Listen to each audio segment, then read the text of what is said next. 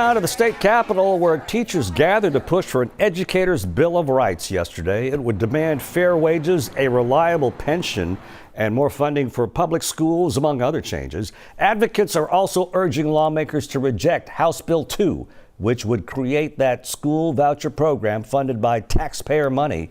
They believe that money should be directed first toward funding public education. We are just ready to make sure that our elected officials know what we need in public education in order to ensure that our students get everything they need to thrive.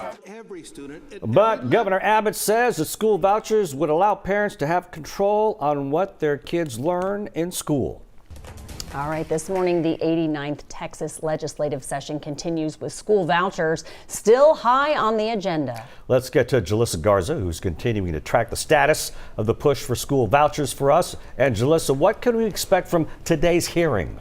Well, Ron and Steph, good morning. There are two bills that align with similar proposals in the Senate that could shift public school in Texas. The Senate already passed its version of a school voucher bill. Now the focus is on the House, where we have House Bill 2, which focuses on increasing public school funding, and House Bill 3, which proposes a school choice program. That's where the vouchers come into play, and that's what will be discussed in just a few hours during a public hearing. Now let's break down House Bill 3. It's a 35-page bill that proposes a school choice program through an education savings account. $1 billion would be used to create that account. Families who qualify would get 85% of the money public schools receive through state and local funding. Students with disabilities would be able to get the same funding plus extra money the state normally gives for special education services. Low-income students and those with disabilities get priority access to the program. But as lawmakers continue discussing this hot topic, many people have expressed being against school vouchers, including